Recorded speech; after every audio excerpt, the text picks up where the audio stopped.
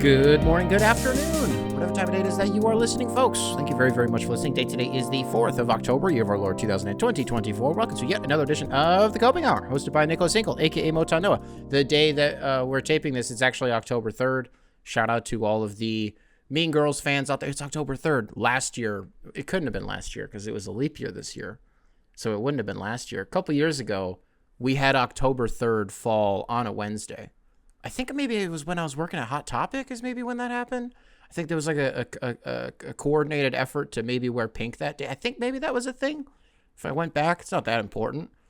Great movie, Mean Girls. One of those like core movies of my childhood, which honestly paved the way, I think, for me as a man who I am today, is that you're a kid and you develop a lot of your personality. Maybe I'm projecting here and this isn't going to be the most relatable thing in the world, but you develop personality traits and try to pivot who you are as a person based on characters that you see in media, whether it's like on television or in movies or something like that.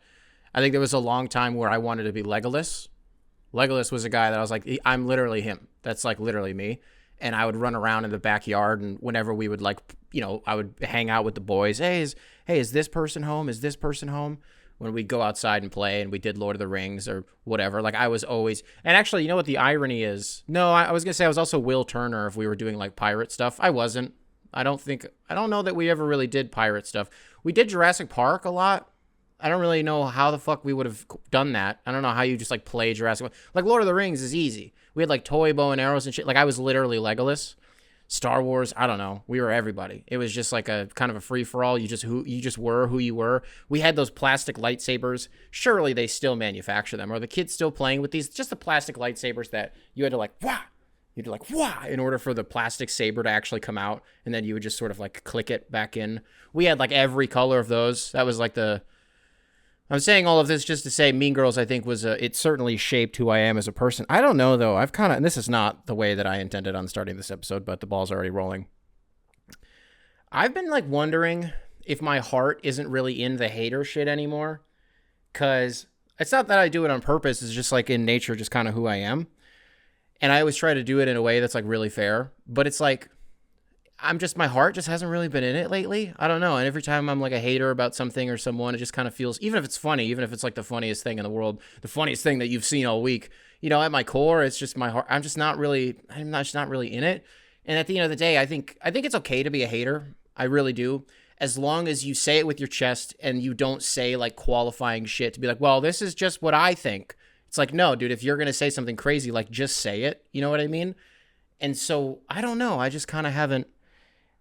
I don't think this is why. But earlier today, again, as we're taping this, the Hot Ones episode with Jaylen Brown was released probably like 6 hours ago. I watched it. By the time I watched it, it had been uploaded for 18 minutes. I just happened to open YouTube and it was like Jaylen Brown, Hot Ones. I was like, oh, that rules. Like, that's really cool because he doesn't do interviews. And so I'm watching it just like, I don't know. He's like he's doing like a Blade impression with his outfit, but he's like cool. Like, he was just awesome. I'm just listening to him talk. I'm like, you're just like a cool guy. Like, bolded, italicized. It's not even bolded and underlined, but it is definitely italicized. Like, cool. His cool factor is not up for debate. His basketball ability is not up for debate. Like, he's just a cool guy. He also, not to spoil the Hot Ones episode, but, like, he crushed it. Like, sure, at the end, like, he kind of was, like, having a hard time, but that's such his life. They all do. What Ibrahimovic went through a couple episodes ago was like something I had never. That was like unprecedented levels of like, oh, this hot sauce is kicking your ass. Jaylen Brown was just smooth, like he was just cool. And then the other part of it, he was making the rounds in like the Pistons subreddit and maybe a little bit in the Discord like a week or two ago, probably about a week ago when the Celtics had their media day, and Pistons fans being fake mad at Jaylen Brown because he said something that's just true. Which is, yeah, when we're playing a team like the Pistons, we're going to try to run our offense through the Joey Hausers and the Peyton Pritchards of the world when we're playing a team like the Pistons. Because it's an inferior. People are like, oh, man, I can't wait till we're good again. We get to smack his shit around. And people are like bitching Jaylen Brown. And I'm like, no, he's just right. And guess what? Unless you've like just woke up from a coma and you didn't know that the Pistons were the worst team in basketball last year, not even just in basketball, but like the worst that they've ever been in their franchise's history, when a guy who isn't just playing for a championship team, but won both the conference finals MVP and the actual finals MVP, that guy can kind of say whatever he wants. Like, he has free reign. And guess what? If he said that about the Wizards or the Hornets, like, people wouldn't have really flinched about it, at least in Pistons land, which makes sense, of course, because then it's like, well, Nick, then it's just not about your team. Yeah, for sure. But it's just like, I don't know, just because he said something that kind of rubbed us the wrong way doesn't mean that he's not right about it. I don't know. Hey, folks, on this show, I adopt the responsibility of identifying moments as they're happening in our culture, across our sports landscape, media landscape. My hit rate on the political landscape moments is kind of iffy, right? But for all intents and purposes, if I see something, I say something. I'm like the TSA. Detroit sports might be having a moment, and we're going to need to wait like 6 more months to figure out if this is a capital M moment or if it's just kind of like a flash in the pan. Because the Detroit Tigers right now are on a rocket, and there's not really any signs of stopping. Let me read you something I saw earlier today following the Detroit Tigers' defeat of the Houston Astros in the wild card round. The Detroit Tigers are now the 4th team in MLB history to win a playoff series after being 10-plus games back of a playoff spot, at least 110 games into the season. The other 3 teams were the 2011 Cardinals, the 1969 Mets, and the 1964 Cardinals. All 3 of those teams went on to win the World Series.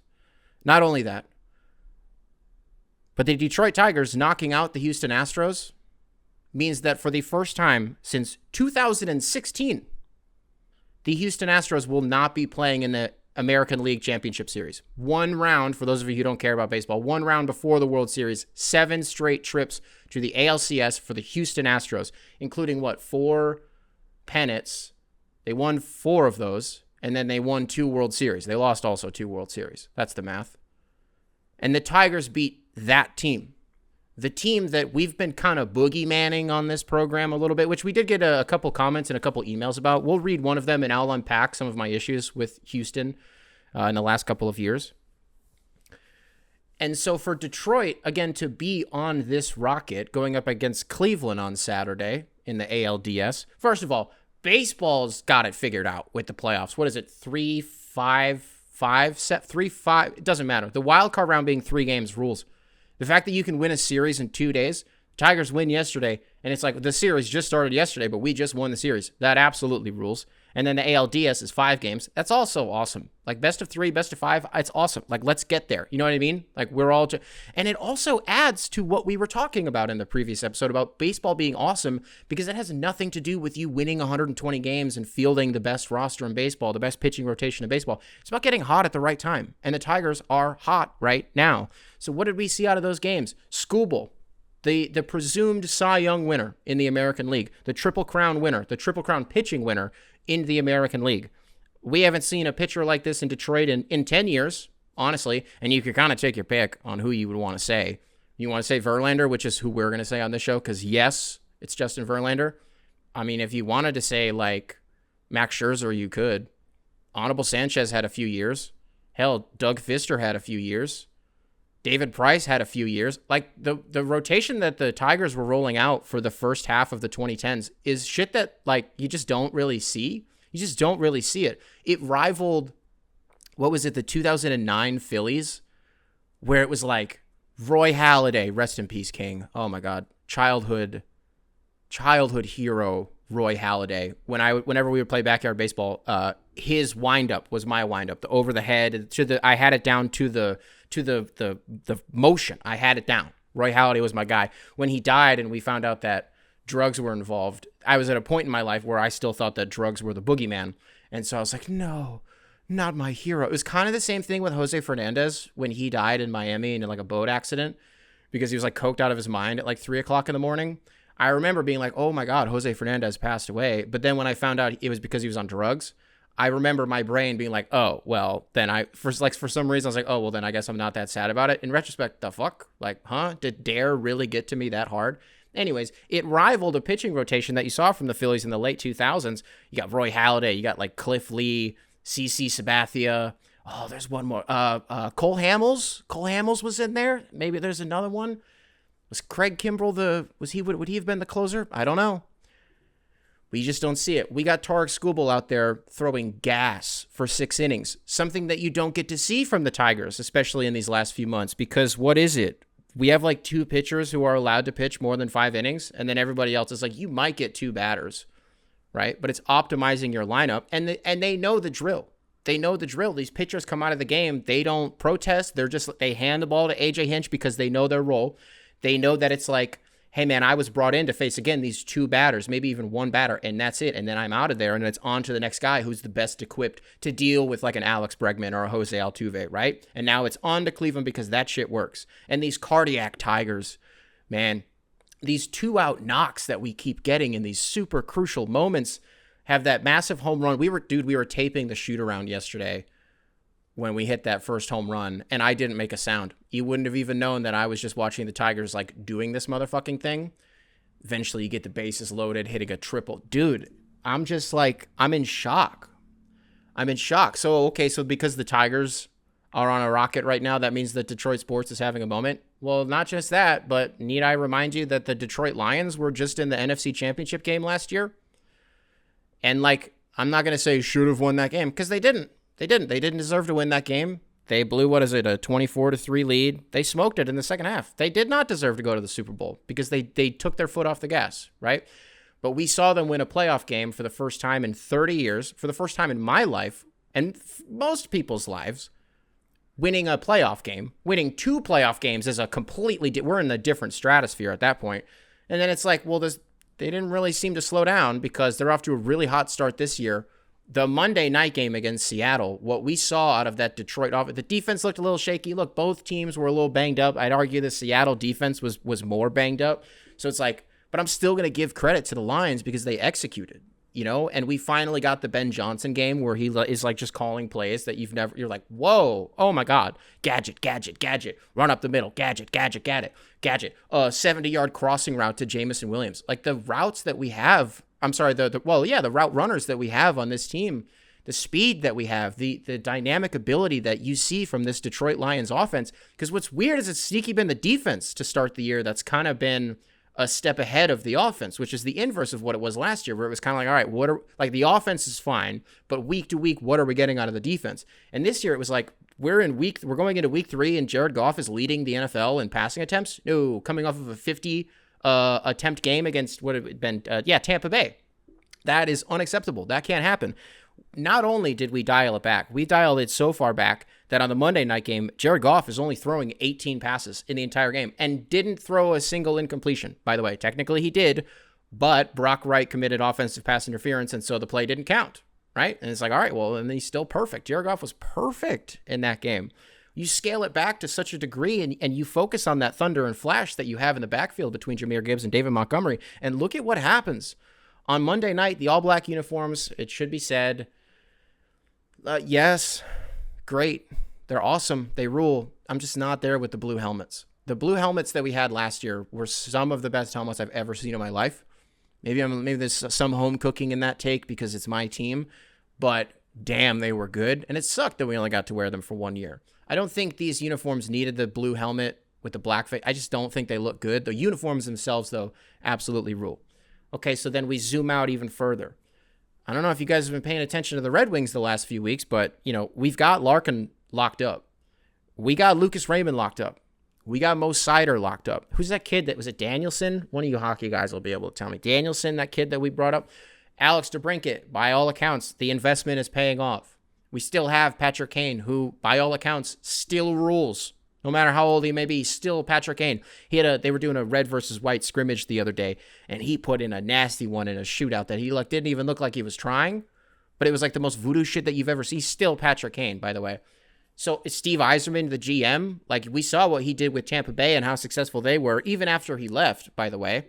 And so we kind of thought it may happen. Like, what happened with the Tigers this year and what is still happening is kind of what it felt like was going to happen with the Red Wings at the end of last season, and then they just kind of like tailed off, and it didn't end up manifesting. But for all intents and purposes, we are on a collision course for the Red Wings to also be good, and for them to get in on the fun too.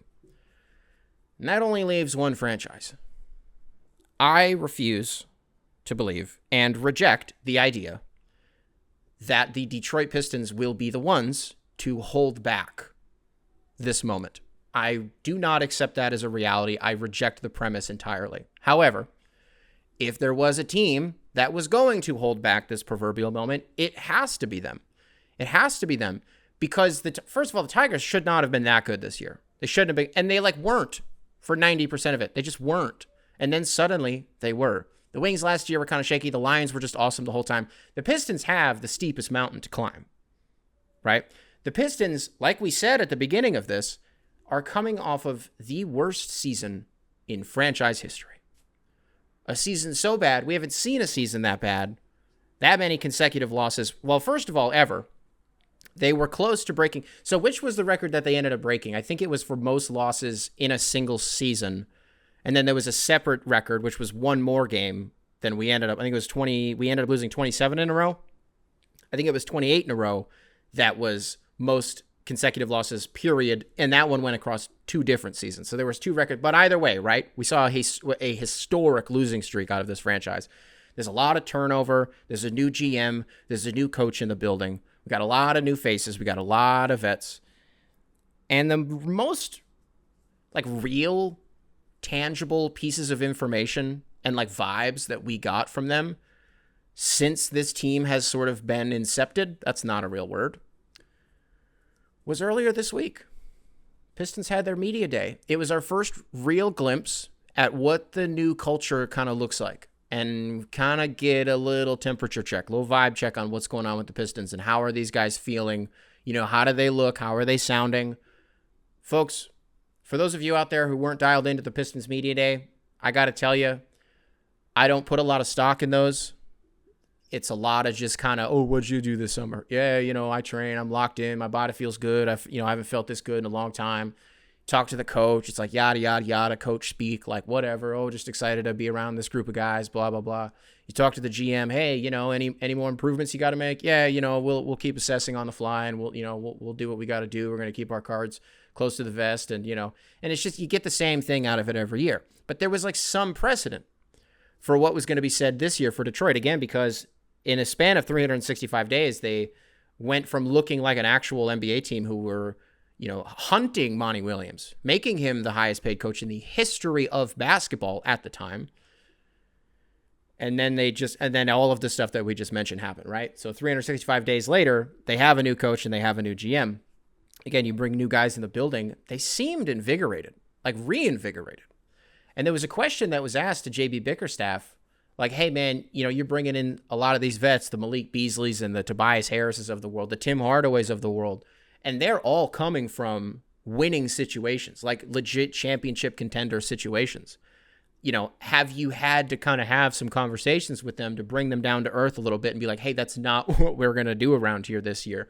And JB was they're all here because they wanted to be here. They know exactly what this is, right? It's not just about the opportunity that they're going to get on the court playing for a sort of lesser, more inferior team as it stands, but it's also about the ability to make a discernible impact and be that veteran out there, be a leader to these guys, be a mentor. And to listen to the way that he communicated it it felt great as a fan. It felt great. I felt almost like I was a shareholder. At a shareholder meeting, and I'm listening to the COO talk to us about, profit margins on the rise, customer acquisition, all this shit. And I'm yes, I'm taking my notes. Yeah, okay, maybe I'll buy another 20,000 or something like that. I'm feeling good. I'm not buying a season ticket package. So tired of the reps reaching out to me. I get it's your job. You got to cold call people. You got to cold email people. Stop. Leave me alone. We have a child to feed. We don't have the money for season tickets or any of your ticket pack. Oh, you get 10 games for $500. That's a great deal, but I'm not doing it, right? But anyways, first of all, JB Bickerstaff. I haven't been that excited about it all summer just because it's I'm a victim of what I read and the fan perspectives that I read. And the most recent iteration of that as it pertains to JB Bickerstaff is boo, he's soft and he's a bad coach just because Cavs fans, you know how it is. But brother, he's an amazing speaker, an amazing speaker. And I was just listening to him and I was everything that you're saying it's just awesome. And there was some stuff in there about We're definitely going to see, Isaiah Stewart play the 4 and the 5 this year. That'll be interesting. One thing that I'm curious about is we talk a lot on this show about the spacing that Cade's going to have this year. But I also wonder, and how that'll impact him, positively. But I wonder, what does that do for Jalen Duren? Like, does that, because he's just going to patrol the paint and like he's just always going to be down there. If you know what I mean? He's huge too. He's kind of got some bunnies. Something that he's kind of been toying with for like the last year and a half are like turnarounds from 7 feet away. Like he'll face up for a second and then he'll go back to the basket and then he'll like try turn around. I'd love to see the numbers on that. I'm sure if I went to like NBA advanced stats or something, I could find like turnarounds from 7 feet. The volume probably is not nearly as much as I'm making it out to be in my head, but I'm curious to see what happens to him, with all of it, because it's not going to be clogged. And I wonder, we haven't talked about Ron Holland at all on this show. And by the way, it's not even just me. Like, he's just not really been part of the conversation as far as Pistons fans are concerned. Again, maybe I'm projecting and I just haven't seen it, but is anybody considering, like, what if he rules? What if he rules? Oh, the Pistons got another, like, oh, well, if he can just learn to shoot. I don't know. He looked pretty good shooting the ball in Summer League. He had that one game where he went for 23. I would say all of the contact that he tries to generate and subsequently absorbs at the rim kind of sneaky makes up for all that stuff that Cade doesn't do, which is, like, annoying.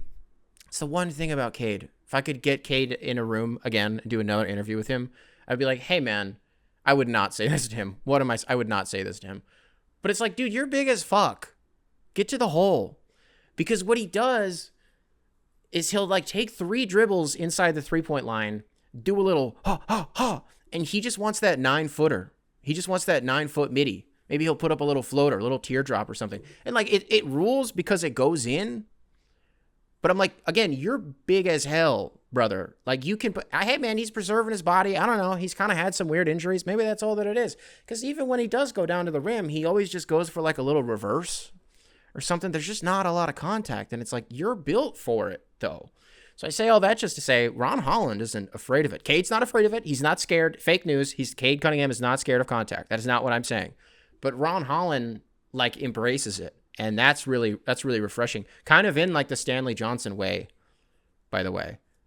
A guy who, is he still polarizing, you think, to Pistons fans? Stanley Johnson. Because there's absolutely the contingency, myself included in the contingency, by the way, of people who are like, if we just gave him one more year. Because I thought I was always going to be there with the Killian thing. And then after last year, I was like, okay, yeah. I don't even know if it was last year that was sort of the nail in the coffin for me.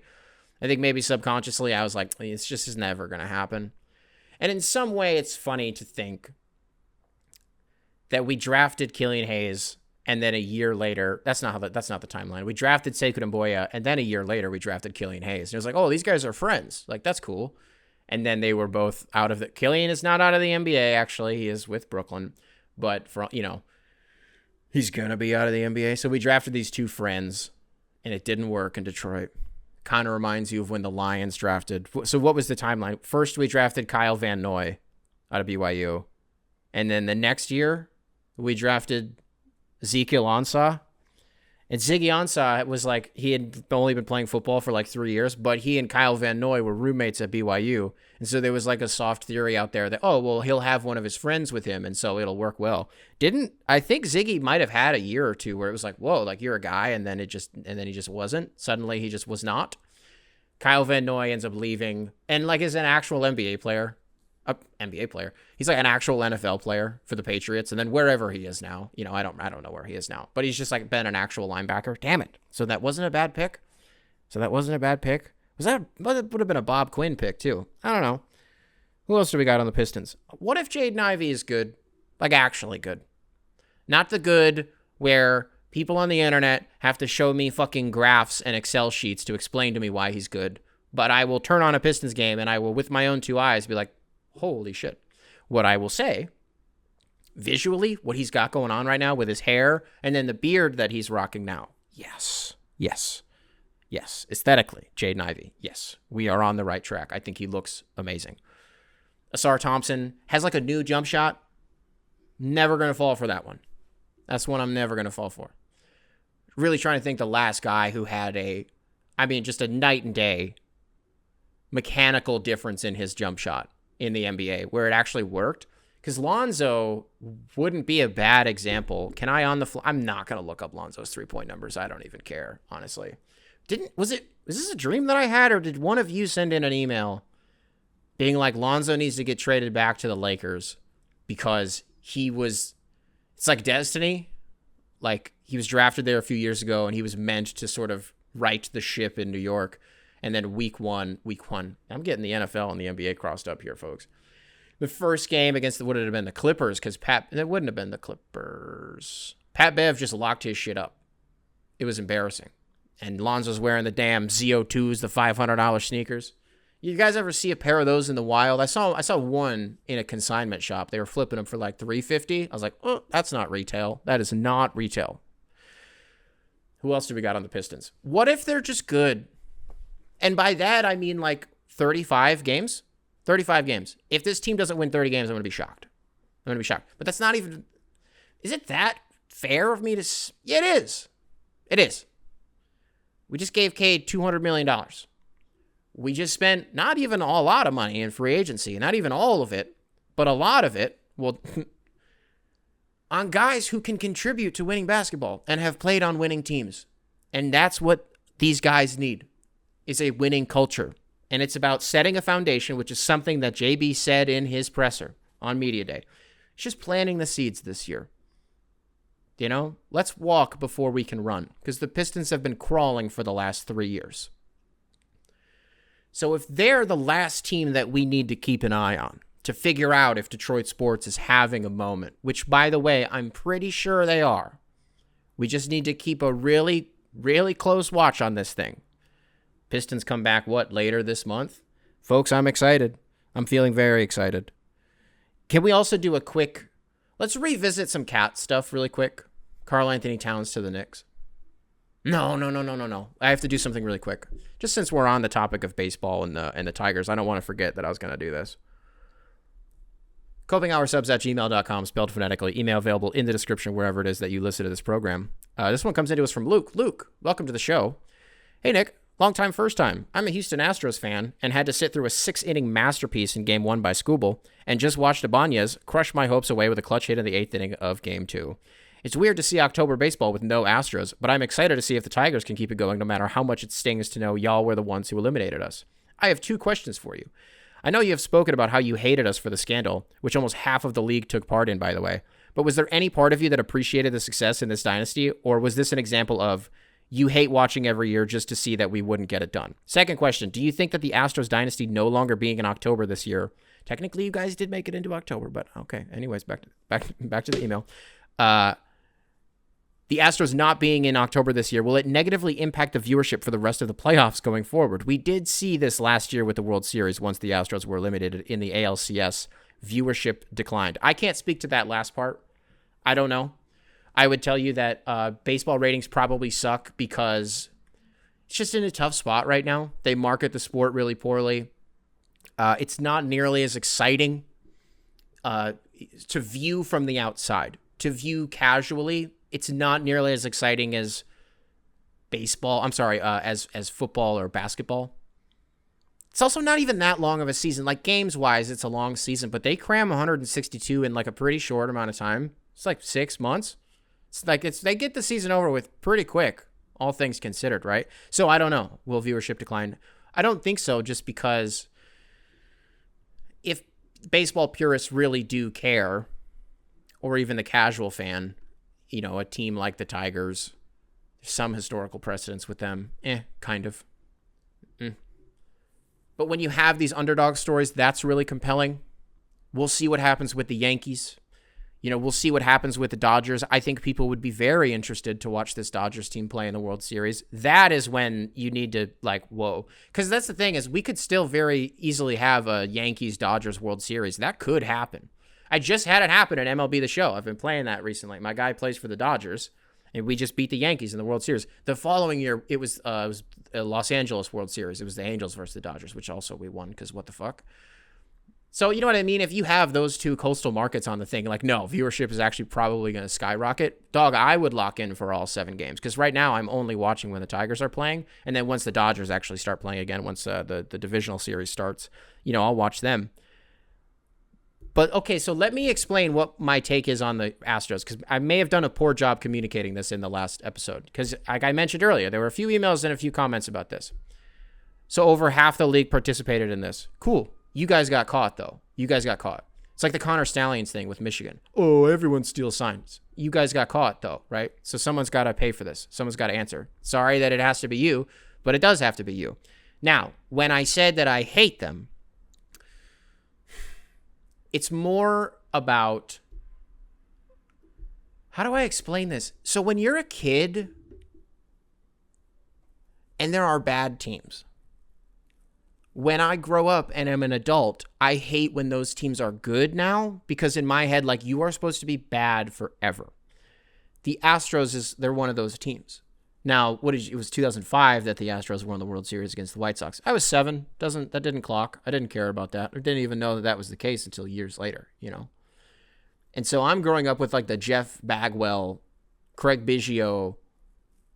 Who was a pitcher there's a pitcher that I just can't think of. I can see his face. I can see his number. I can see his windup. I just can't name him. I just didn't like him. And so when they got good, they come over to the American League and within a couple years, like, they rule. They also removed the hill out in center field. I don't like the ballpark. That's another piece of it. It's like if the Rays are good, I'm pissed because then I have to watch games at Tropicana, the worst field probably in sports. Hate that shit.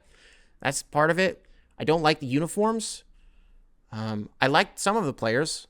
I liked past tense Carlos Correa, liked him, wanted him to come to Detroit, but instead he went to Minnesota. And then we got Javi Baez, who isn't even contributing. He's been shut down for the season. Okay, that's fine. Don't need him. He stinks. He's not good anymore. Hasn't been good for a while. Okay. Jose Altuve,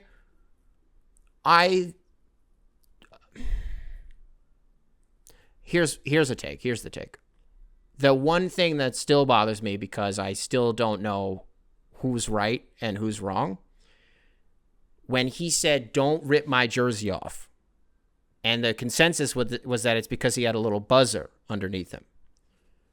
And then his excuse was something, it's not a bad tattoo or something like that. And he's like, my wife doesn't want me not wearing a shirt on TV. But you see him, "Don't rip my thing off." It was something about, it was Tattoo Gate. Yeah, it was something about that. So what's the explanation there? So what the fuck happened with that? So that was real? Was he cheating? Or was there like an actual explanation that isn't just like a home cooking thing? I need a non-Astros fan to tell me, okay? Let's get to the bottom of that one. Because that still rubs me the wrong way. Maybe subconsciously that's why I don't like Jose Altuve. Also, he's short. Alex Bregman, good dude. No notes. Do I hate them? I like when there's a villain. I really like when there's a villain. And I also was annoyed that there was no punishment. Like, there was not a real punishment. Sure, like, Alex Cora got in trouble. AJ Hinch got in trouble.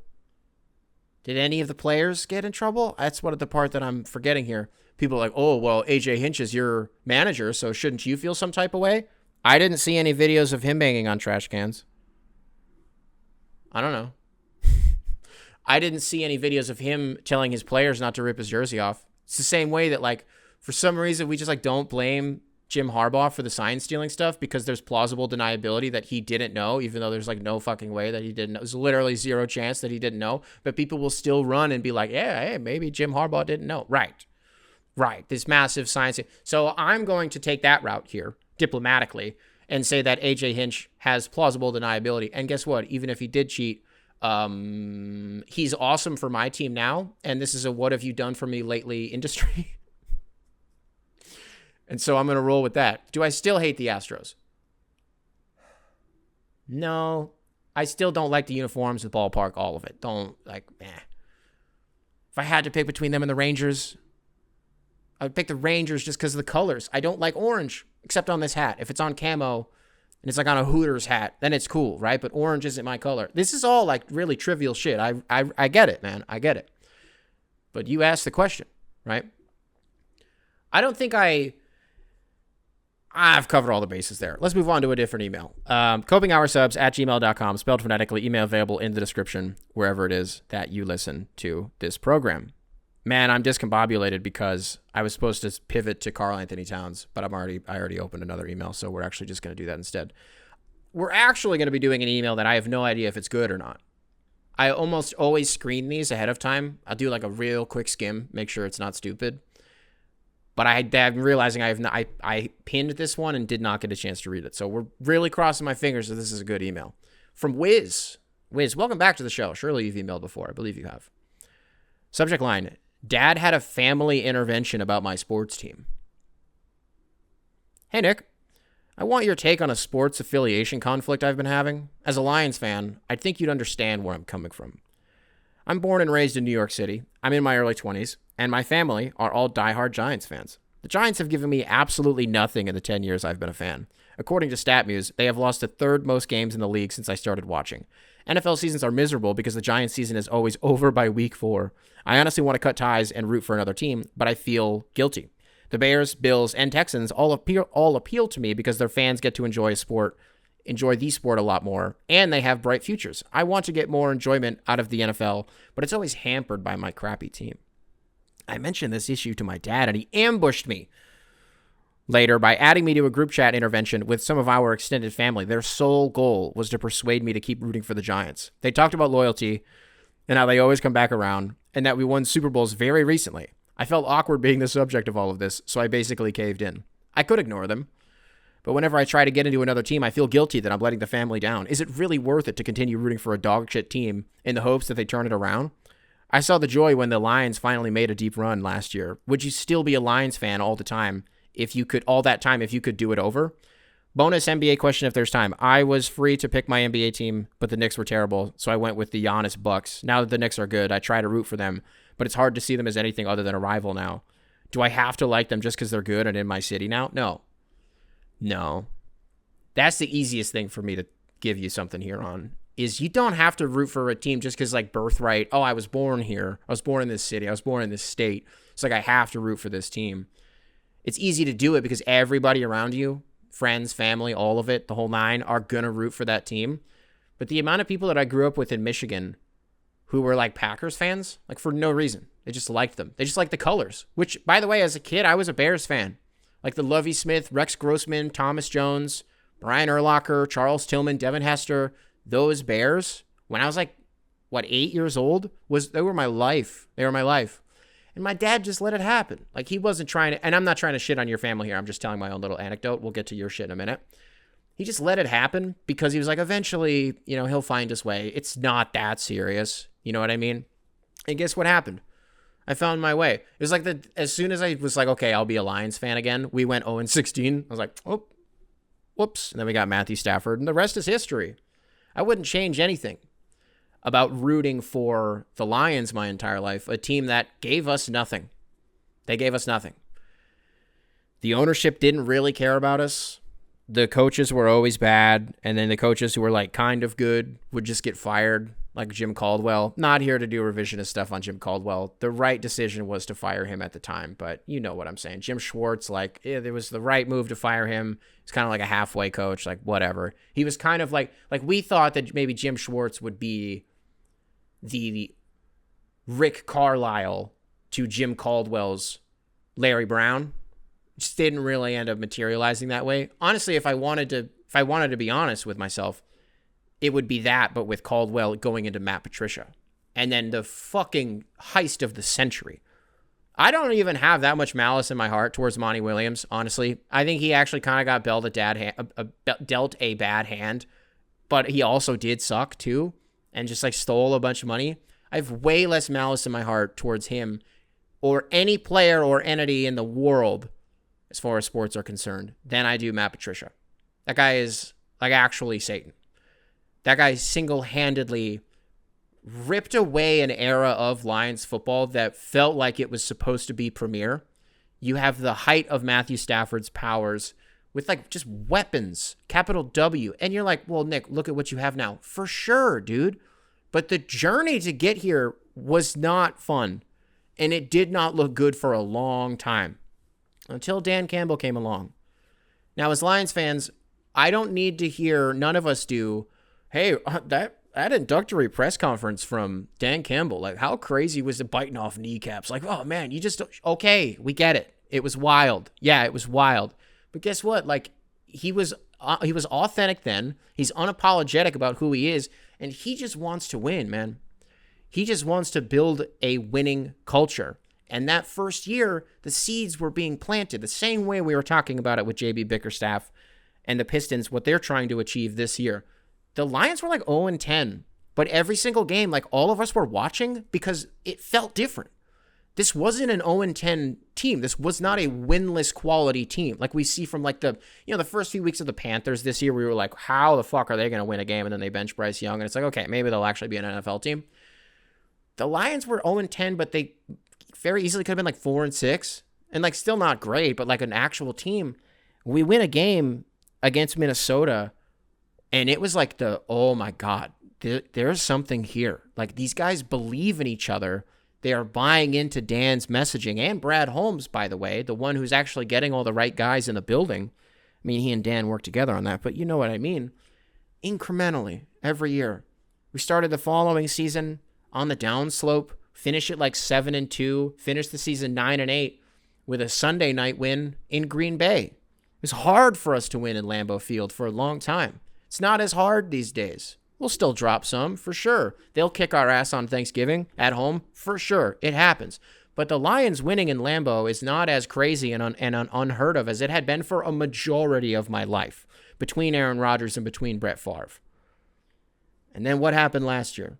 By the way, they went to the NFC Championship game. That payoff is something that emotionally I will never be able to experience again, truthfully. Because that moment you can't replicate that journey. If they did, by the time it happens again, I'll be damn near 60 years old. You know what I mean? And it's hard. I get it. The Giants are in a tough spot. So what happens if Daniel Jones isn't your quarterback? What happens if you actually get a guy? What happens if you're like, oh, Jalen Milroe? What happens if you're like, oh, Carson Beck? What happens if you're like, oh, Shedeur Sanders? Pick a guy. Pick your favorite guy from this upcoming class. Pick whoever it is. Are you into the Giants now? Suddenly you're like, wait, what's going on with the Giants here? Yeah, losing Saquon hurts. Darren Waller falling off a cliff and then being like, I'm retired. Like, that sucks. But what you get out of it, your return on investment. Now, but it's a slippery slope because week to week, you're like, I'm supposed to be doing this in my leisure time. Like, this is supposed to be fun. It's a game, right? It's a sport, but it's a game. I cannot continue to let these outcomes dictate my mood for the rest of the week until they play again. God forbid there's a bye week and they get smacked by 60 and then you got to wait 2 weeks to see them again just for them to either lose by 30 or to lose on a last second field goal, a missed PI call, like just some bullshit, right? We've all been there. That's why we made the show, by the way, is for moments like that when you just get bullshitted and your week is ruined because of something that happened in a sports game, right? You had success in the last 15 years. Now, it sounds like maybe you weren't watching the Giants at the time. All right, that's fine. I remember where I was for the David Tyree catch. I remember that moment like all of it. I could describe everything about that moment, where I was. I remember the Mario Manningham catch, both of them against Brady's Patriots. Like the history that is involved, the very recent history involved with this franchise, it's not even just Saquon. Like Odell Beckham Jr., you know what I mean? Like, there are dudes that pass through here. There's always a reason to watch, even if they stink. But I do think that for your own, because people take the fandom shit so seriously, and it bothers me how it's just corny. We go back to the beginning. It's like, oh, wait, why do you root for the Bucks? You live in New York. Like, that's fucking weird, you bandwagon. So what if I was, first of all? So what if I was? This is a game. I want to root for the team that after a game, I'm like, I'm in a good mood. That was a fun game to watch. It's why I was watching the Dodgers for most of the year, by the way. And also, sneaky, partially why I feel a little unqualified to be even engaging in the Tigers right now, because it's like, I was kind of ignoring you. I put you guys on the back burner after like June. I was like, it's not happening this year. It's over. And then like 2 weeks into their run after August 11th happened, and they went rattling off 30 wins. I'm like, oh, okay, so I guess I'm back in on this. Sorry, I've been spending the whole damn season figuring out what the Dodgers deal is, but I guess I'm back on this. You should always have a backup team. I just think you should. There's no shame in it, you know. I do think it's funny how damn dedicated your parents are, or rather your family is, to convincing you that you are actually a New York Giants fan. Could you zag on them? Go extra medium zag on them? And just be like, I'm actually a Jets fan now. Big Aaron Rodgers fan. My biggest problem with being a Giants fan would be the damn field. I hate MetLife so much. We talk about how, is it still Minute Maid? Is that still what it's called, where the Astros played? I'm just going to call it Minute Maid. I don't care. You talk about a field that I hate, a stadium that I hate. MetLife in Jersey. Oh, my God. Hate it. I also hate Hard Rock. The Hard Rock where the Dolphins play. Horrible. Horrible. It's especially annoying in college football 25 because the lighting is always bad. And so, like, one boundary will be in the complete shade, but the other ones, and the light is just bad. It's just bad. The contrast is bad. It's like an MLB The Show when, you know, you'll be playing like Milwaukee or Rogers Center, somewhere where there's a roof, and like the mound is under shade, but you at the plate are under the sun, and the ball, it's just bad. It's just bad. I hate ballparks like that. I hate stadiums like that. I don't know, brother. Your family's hilarious. You have a hilarious family. I mean that. I'm not fucking with you. I mean that in the most endearing way. That's awesome. I would love to know how many people were in this, because that is brutal. I would hate to be the subject of that, to your point. But that's funny. That's pretty funny. Hey, so you're a Knicks fan. That's cool. You're probably, well, I'm sorry, you're not a Knicks fan. Kind of a Knicks fan? You're like, kind of a little bit of a Knicks fan, trying to get back into it. You have a lot of reason to. I'd argue sneaky. Don't tell Bucks fans I said this. Bucks fans, close your ears. Whoa, is that Damian Lillard? Is he knocking on your door? Go check your door, Bucks fans. All right. Bucks fans are gone. If there was a year to jump ship on Milwaukee, I'm just saying, right? Especially if it's like, I'm actually just going to go root for the Knicks instead because this is my hometown team. Like, thank you, Milwaukee, for getting me through some really dark times. But I'm going to go back to my main squeeze now, and I'm going to be a Knicks fan. It's probably this year. Maybe like wait a month into the season to figure out what exactly we're getting out of Milwaukee. Because I could be completely wrong. They could all return to form. I mean, for all intents and purposes, Giannis returning to form. He was awesome last year. Chris Middleton, still Chris Middleton. It's just kind of like, so which version of Damian Lillard are we getting? Brooke Lopez is still old as hell. Bobby Portis is just going to get traded. He's just going to get traded somewhere. I don't know where. It's just going to happen, you know? Oh my God, could you imagine like a Bobby Portis and stuff for Isaiah Stewart? Whoa, I'm not manifesting that. I didn't just say that out loud. I'd be so mad. Hey, let's talk about the Knicks, though. Let's talk about Karl Anthony Towns. Let's talk about the Timberwolves. I'm going to need this one to marinate for weeks. Every day that passes, I'm sitting here. I'm like, oh, wait, what about this thing, though? Wait, what about this? And then I take like 600 milligrams of biotin. It's like 6,000, not 600. And I'm like, but wait, what about this thing? I don't know how I'm going to feel about this until we actually start to see them play. Because for all intents and purposes, it was like a really forward-thinking move, I think, by both teams. You were both tied up with a guy that, like, I don't know how we're going to be making this money work in a few years. You know, we talked about the second apron boogeyman in Minnesota, 90% of their cap tied up between three guys, yada, yada, yada. We did the conversation in the last episode. But it was forward thinking to get ahead of that problem before it actually becomes a problem and it balloons in such a way. You know, what's interesting, though, is the rhetoric surrounding Julius Randle in Minnesota, who, by the way, if you guys didn't see at his like inductory, I don't know if it was the official media day for the Wolves or if it was just specifically for him, like an inductory press conference, you know, officially becoming a Timberwolf, where he was like, yeah, it could be worse.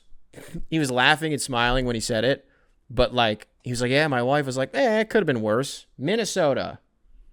It could be worse. You know what I mean? Like, that's what you want to hear a guy say when he shows up. I don't know. But the rhetoric surrounding him in Minnesota, the amount of emails we've gotten, the amount of shit on Reddit I've seen about this is like, I had a buddy text me about it. My brother-in-law. He texted me about it this morning. He goes, so what's happening with Julius Randle? Like, where's he going to get rerouted? That's what people are talking about right now. Where is Julius Randle going to get traded after this? Is he? Is he? We're sure? I don't know.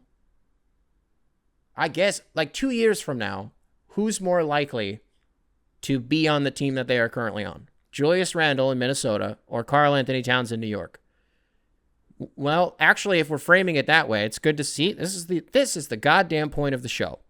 This is why sometimes you just need to say it out loud.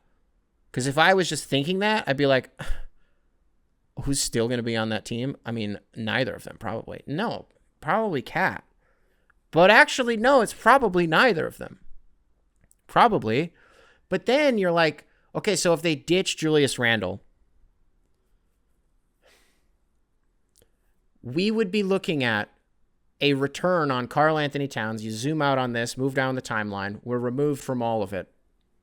And we're like, so the Timberwolves, a guy who they spent 8 or 9 years married to in Karl Anthony Towns. They got Dante DiVincenzo and a first-round pick so heavily protected that it just may never convey, like ever. If the Pistons don't get the wheels off the ground and they just are taxiing for the next 3 years on the damn runway, it just might never convey. Okay, so you got Dante DiVincenzo for Karl Anthony Towns. I'm going to fucking throw up. What? And you can't tell me, well, if they flip Julius Randle, then they can just factor that into... No. Nope. Not counting that. Does not count. The other piece of it, if you're Minnesota, Mike Conley's old. Like, respect to a legend, but, like, he's older, right? He was the one in the playoffs last year who was like, I don't know how many more of these I got.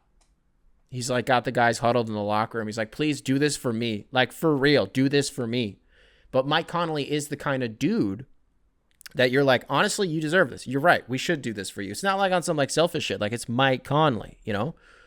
I don't know. Dante DiVincenzo to supplement him whenever he kind of takes a dive or whatever. I don't hate that.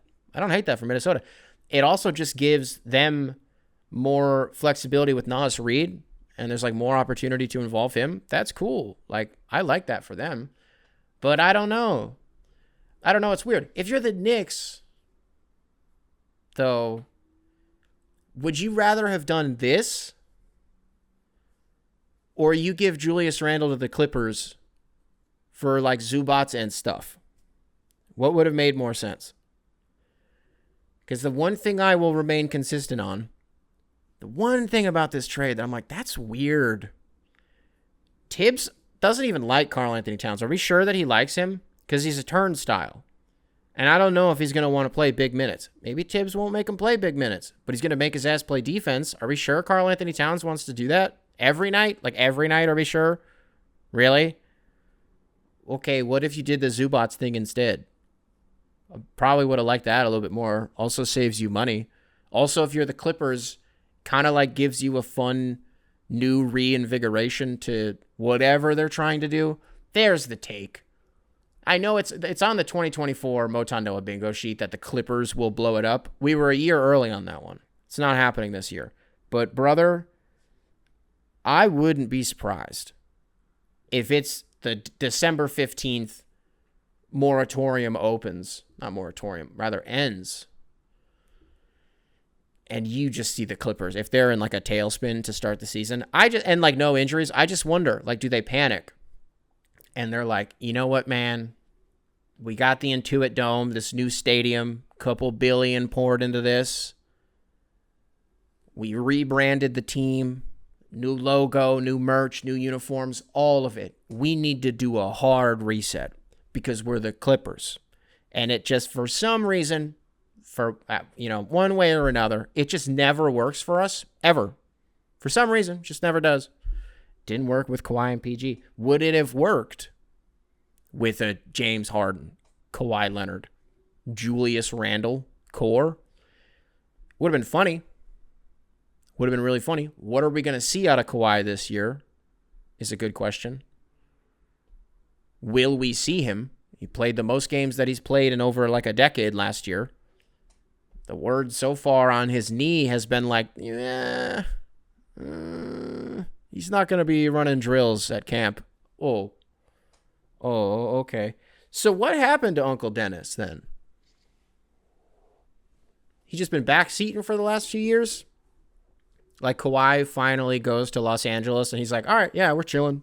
We got what we wanted. This is what it was all about in the end anyways, so whatever. And he just like chilled out. Or was it like a Magic Johnson, LaVar Ball type situation? Who was it that actually that told LaVar to chill? Okay, here's what's happening, I think, in my brain. I think I'm conflating when Magic smacked Lonzo and Kuzma upside the head and we're like, you guys need to stop beefing on the internet. You're fucking teammates. Stop doing this. Lonzo comes out with a diss track called Kylie Kuzma, which kind of ruled. Honestly, it's pretty good. I still listen to it from time to time. Like, it's good. Who are you without ZO2? Just another dude with a bunch of tattoos. It's good. I think I'm conflating that with LaMelo getting drafted and Michael Jordan being like, your dad has nothing to fucking do with any of this. All right? So tell him to chill. Maybe what happened is privately, Michael Jordan put his liver disease aside and he privately 1v1 LaVar Ball once and for all. Unintentional rhyme. I do that from time to time. Dr. Seuss in this news. And he said, if I win, you have to shut the fuck up forever. Forever. Capital F. Period. He must have won because we just don't hear anything from LaVar anymore. Which I don't want to say is too bad. Because I want to be careful what I wish for here. It's a damn miracle we got the genie back in the bottle the first time, honestly. That we just, nothing. Nothing from him anymore. Only time he's really ever around is when he's just like, by the way, still peddling Big Baller Brand merch. Like, still doing that. Good for him. Good for him. I would love to know, doesn't it seem like, I don't think this is worth even trying to do a bit. I'll try. It's not worth it. We got an email from a guy the other day. I'm learning a lot about you guys who listen to the show. That you guys are like hot. Like for real, like really good looking. We got an email from a guy. I'm trying to find it from Brandon. Subject line: Coping Hour merch at Oktoberfest in Munich. I got it on the screen for you. For those of you who are audio only listeners, this rules. This guy's wearing Coping Hour merch at Oktoberfest in Munich, is Germany. I'm like, my mind is blown. Now, an important note, actually, while we're on, I just want to just highlight that because that ruled. It was amazing that was such a whoa, that's so cool. I hope somebody saw that and was like, whoa, I wonder what that is. They didn't ask you or like whatever. That's awesome though. Thank you so much for this, dude. But another important piece of this actually is an email that one of you, I guess I don't need to actually read the email, but I appreciated it. The hoodie that I just showed you guys is apparently out of stock. And I don't think it says that it's out of stock on the actual website, which, by the way, is thecopinghour.com. It's where you can get all your merch. Link will be available wherever it is that you're in the description of wherever it is that you're listening to this. Apparently, it's out of stock. It won't tell you that it's out of stock. Maybe it does now. Maybe it's reflected in the actual listing and it's updated. But we got an email from one of you who were like, yeah, I tried to order it, placed the order, and then it bounced back and was like, nope, out of stock. Did get a refund. And then I think he said that his brother tried to do the same thing, also got a refund. So, like, it's fine. You can try to order it. You will get a refund if you do. Yeah, that's it, though. Copinghour.com is where you can get your merch. Copinghour@gmail.com, spelled phonetically. Email will be available in the description wherever it is that you guys listen to this program. What else is there? Oh, man. Got anything else to rattle off for you guys before we get out of here? I'm sure there is. I haven't given you guys an update on Ghost of Tsushima. By the way, there's a damn, was it a sequel coming out to that? You're a girl samurai and you have like a wolf pal. Looks pretty cool. It looks like the same fucking game, like, which is beautiful, but I'm like, okay. What's the update on Ghost of Tsushima? I'm just bored. And so I've been making my own fun with it, where like, I don't really do the story as much anymore just because I'm like, it's the same fucking thing every time. Now, it is very action-packed, And it's pretty compelling, but the part of it that sucks for me is I have to play with the volume super low because usually I'm like, my son is napping or something, so I'm just trying not to. It's like just something I do in passing kind of, and so I can never really just get invested. So I made it to the second act. I've rescued my uncle. I'm on to like the second part of the island, right? And so when I say I'm creating my own fun, I just spent a bunch of time liberating, is Izahara? That's the first place, right? All of the little towns and villages and shit like that. Because it's really easy combat. It feels fulfilling. You get cool stuff for doing it. Like, and it's also satisfying to be like completely liberated. And also there's a trophy or something associated with it. So like, it's cool. It's a beautiful game. It's stunning. The loop is a little tiresome to me. I could be more nitpicky than that, but I don't need to because I really enjoy the game. I just wish I had more time for it. You know what I mean? Also watched the trailer again for the first time in months for GTA 6. I was like, oh yeah, I forgot that this game looks fucking nuts. And we haven't even seen like actual gameplay. I mean, I'm sure some of this footage that was in the trailer was actual gameplay, and that I believe that that's what the graphics will largely look like. I believe that for sure. There's a reason that it's taken them this long to make the damn game. I would love anything on the Elder Scrolls 6, by the way. But yeah, GTA, it's like, what do you think? Like a year from now? Well, a year from now, we'll at least know for sure, like we will have actual information on it. But hey, maybe it'll be out. Or what is the communication on that? There's been like 4 dates that have come out. Is it? I don't remember when it is. It's not worth speculating on. Alrighty, folks, if you're listening to this on Spotify, be sure to rate 5 stars. If you are listening to this on YouTube, be sure to leave a like, subscribe. Nice little comment for the algorithm. Make sure to keep primary control in check. I will catch you guys in the next one.